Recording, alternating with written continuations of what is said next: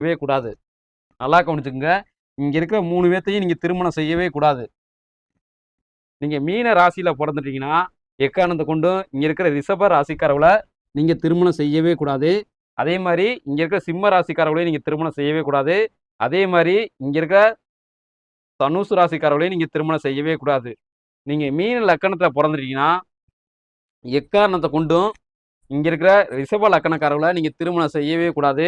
அதே மாரி இங்க இருக்கிற சிம்ம லக்கணக்காரவளையும் நீங்க திருமணம் செய்யவே கூடாது. அதே மாரி இங்க இருக்க தனுசு லக்கணக்காரர்களையும் நீங்க திருமணம் செய்யவே கூடாது.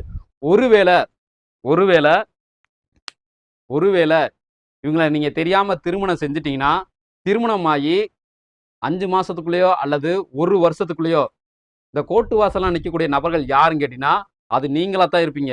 ஏன்னா, உங்களுடைய உங்களுடைய குணங்களும் சரி, உங்களுடைய செயல்பாடுகளும் சரி, முழுமையா எதிர்க்கக்கூடிய நபர்கள் யாருன்னு கேட்டீங்கன்னா